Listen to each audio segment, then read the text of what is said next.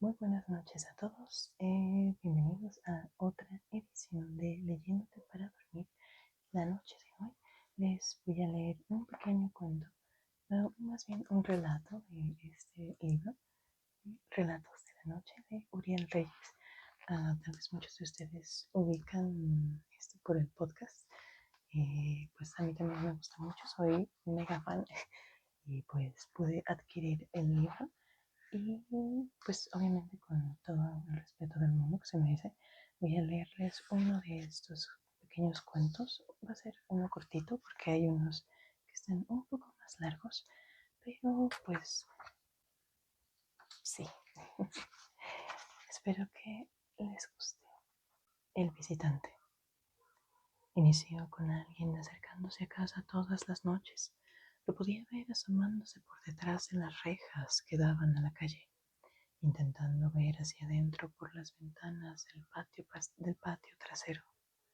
A veces, solo parado en medio del jardín, inmóvil, se quedaba ahí por largos ratos y luego desaparecía en algún momento de la madrugada, cuando lo perdía de vista.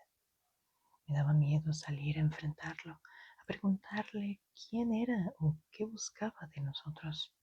A veces creía reunir el valor suficiente, respiraba profundo y me preparaba para salir, para pelear si era necesario. Tomaba la perilla de la puerta y esperaba que el golpe de la adrenalina me hiciera simplemente girarla. Un instante de valor era lo único que necesitaba. Luego entraba en razón, aseguraba la puerta, revisaba las ventanas y esperaba de nueva cuenta hasta que el visitante se fuera para volver a dormir. Por fortuna, Luisa no lo había visto. Mi pobre niña ya tenía suficiente con la ausencia de su madre, con soportar mis intentos de ser el padre que se merecía. Solo, solo ella me hacía sentir que en algún momento tendría el valor de salir y hacerle frente. Por ella sería capaz de hacer cualquier cosa. La casa comenzaba a decaer, casi sin darme cuenta. Solo había tiempo para trabajar, para llevar a Luisa a la escuela y de ahí irme a toda prisa al deshuesadero. Al salir del trabajo, pasaba por ella a la casa de otra niña de la escuela, donde me hacían el favor de cuidarla. Pensaba que le vendría bien convivir con la mamá de su amiga, tener una figura materna con ella, aunque fuera a ratos y aunque fuera por lástima. El visitante cada vez aparecía más temprano. Dejó de habitar solo en las madrugadas. Una noche, mientras Luisa hacía su tarea en la sala, sentada en la alfombra, con su cuaderno en el sillón donde se sentaba su madre a verla, pude ver su cara sonriente asomándose por la ventana. Fue la primera vez que vi sus facciones. El visitante se parecía a mí. Tenía mis ojos, mi boca, mi nariz, pero no tenía pelo, bigotes ni cejas. Los pómulos sobresalían de su rostro y su piel era demasiado pálida. Era como si llevara puesta una máscara de mí. Comencé a recibir las noches con un miedo reflejado en un temblor de manos incontrolable y la voz quebrada. Cada vez era más difícil ocultarle a Luisa lo que sucedía. Me di cuenta de que el visitante se acercaba a las ventanas donde yo me encontraba, así que dejé de acompañar a mi hija a hacer las tareas o a ver televisión. Me encerraba en mi cuarto y podía ver la silueta de ese ser detrás de la ventana, siempre cerca, siempre dejándome saber que se encontraba ahí. La primera vez que lo escuché intentando abrir la puerta, me hizo sentir un miedo que no había experimentado antes. Me abalancé hacia la puerta y la detuve con todas mis fuerzas. Giraba la perilla y daba empujones que apenas alcanzaba a contener. Su risa del otro lado me hizo sentir que podía entrar en cualquier momento, que jugaba conmigo, que no tendría la oportunidad de oponer resistencia cuando se decidiera a entrar por nosotros. Pero lo peor vino cuando las noches dejaron de contenerlo, cuando comencé a verlo en las cercanías del deshuesadero. El lugar donde trabajo está rodeado por terrenos amplios que no llevan a ninguna parte, de tierra blanca y matorrales. No tenemos vecinos y nadie llega caminando hasta ese punto de la carretera, pero ahí lo vi, entre los arbustos, caminando alrededor del lugar, cerca de aquella valla que sabía que no podía detener a nadie, menos a él. Los días, el trabajo, el camino a casa. Había perdido mis últimos refugios. El visitante estaba siempre presente, observando a la distancia, asegurándose de que yo también pudiera verlo.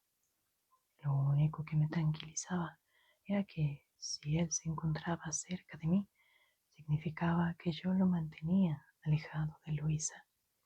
Por eso aprendí a soportar su cercanía, a ver su sonrisa de reojo, sobre todo al caer la noche, cuando parecía ya no tener la más mínima intención de ocultarse. Aprendí a controlarme cada vez que sentía que caminaba detrás de mí, de regreso a casa, cada vez más cerca. Me preguntaba si alguien más podía verlo, si alguien más lograba ver a ese hombre que parecía llevar una máscara mía. Me aterraba el momento en que Luisa pudiera verlo también. Me aterraba preguntarle si era capaz de hacerlo, si lo había notado ya, parado en el patio, husmeando en nuestras ventanas, siguiéndome cuando pasaba por ella cada tarde para ir a casa. Su presencia constante empezaba a afectarme físicamente, a debilitarme de cierta forma, a quitarme el aire. Los mareos constantes presentaban la realidad con singularidad borrosa de los sueños y recuerdos distantes.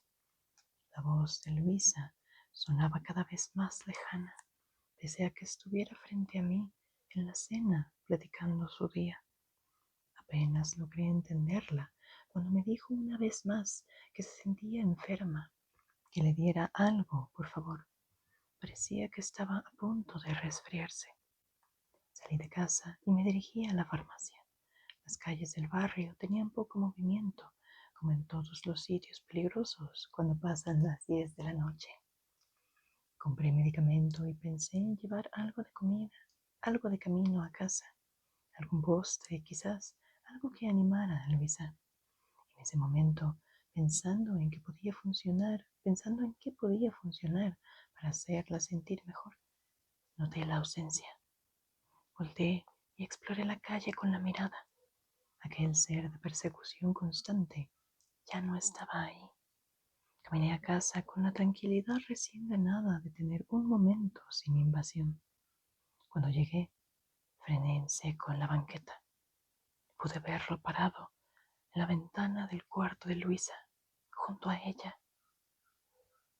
El visitante había logrado entrar. Grité como loco, desesperado. Empecé a pedir ayuda, ayuda a los vecinos. Grité como loco, desesperado. Empecé a pedir ayuda a los vecinos. La puerta estaba cerrada, las ventanas también. Le grité a Luisa que me abriera, que saliera de ahí, que se pusiera a salvo. No me escuchó. Estaba acostada en su cama, con el visitante a su lado, acariciando su cabello.